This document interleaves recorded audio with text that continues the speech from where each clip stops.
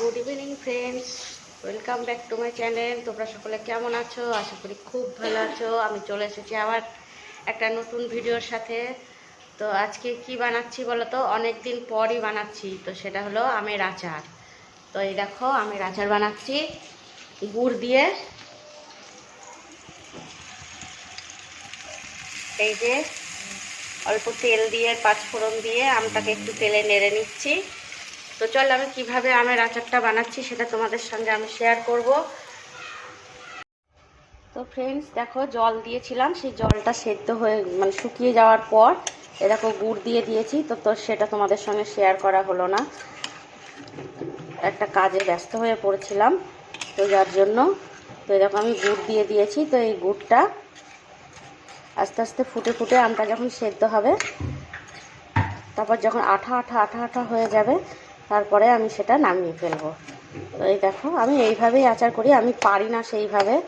তো যাই হোক, যেমন পারি তোমাদেরকে সেটাই আমি দেখানোর চেষ্টা করছি।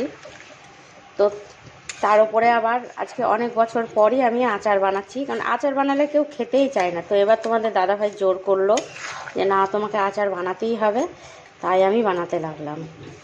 তো দেখো গুড়গুলো নিয়ে এসেছে দলা দলা, এই যে। যাই হোক, একটু গলতে সময় লাগছে।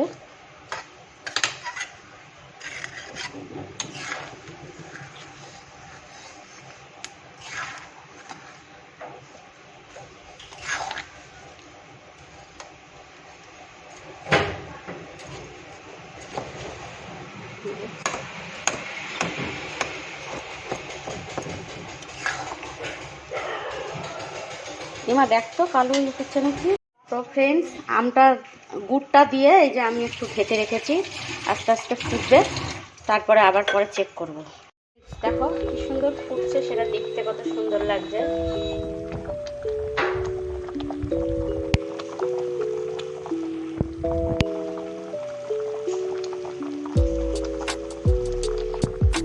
দারুণ লাগছে দেখতে।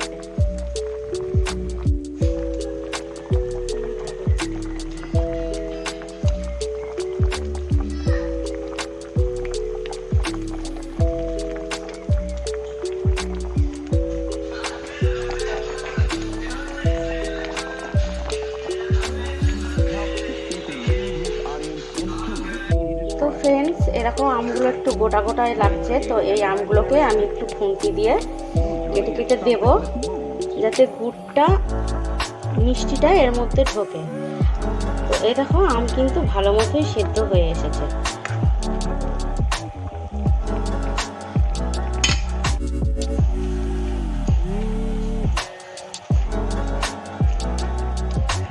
এই দেখো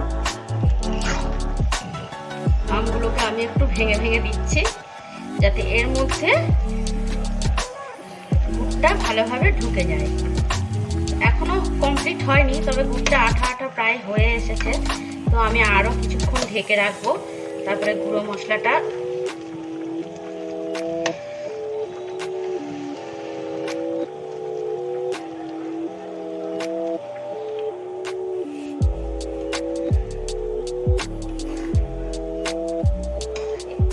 একটু মানে আমটা না ভেঙে দিলে আমটা গলে গলে যাবে না, গলা গলা টাইপের হবে, তবে তো ভালো লাগবে খেতে। তো যাই হোক, আমি অনেকদিন পরে আবার আচার করছি, প্রায় ভুলেই গেছি আচার করা। দাদাভাইকে বারবার ডেকে ডেকে দেখাচ্ছি যে দেখো না কি হলো কি হলো, মানে একটু ভয় ভয়ও লাগছে কীভাবে আচারটা করবো। আর দেখো আমি পুরো গরমে একদম ঘেমে স্নান করে গেছি, এই যে পুরো জল, এতটাই গরম পড়েছে। তো চলো আবার পরে আসছি, দেখি কতটা কি হলো। না, এই যে আমি মশলা গুঁড়ো করে নিয়ে চলে এসেছি। তো এবার আমি একটু খুলে দেখবো গুড়টা আঠা আঠা হয়েছে কিনা। যদি আঠা আঠা হয়ে থাকে তো আমি মশলাটা দিয়ে দেবো এর মধ্যে।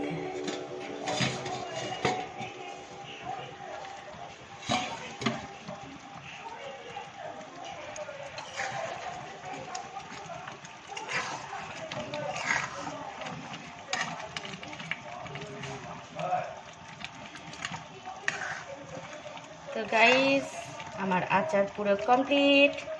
তো তো এই দেখো আম সেদ্ধ হয়ে গেছে, আর গুড়টাও দেখি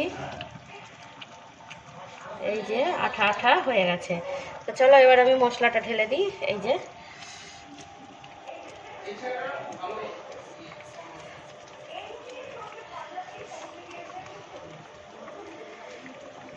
পুরো মশলাটা দিলাম না, কারণ একটু একটু করে দিতে অনেকটাই হয়ে গেছে।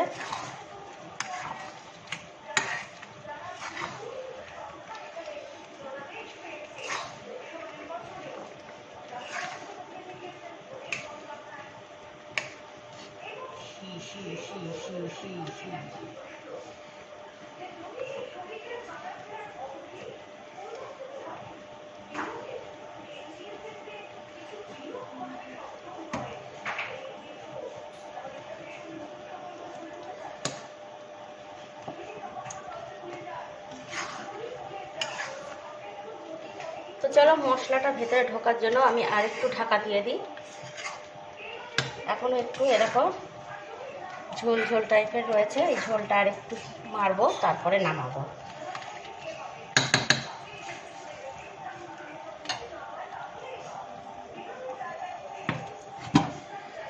তো চলো হোক, তারপরে আবার আসছি।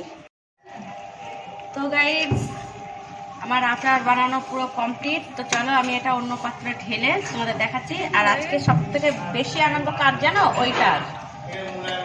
আচার করছি, ওর খুব আনন্দ, ও ভীষণ আচার খেতে ভালোবাসে।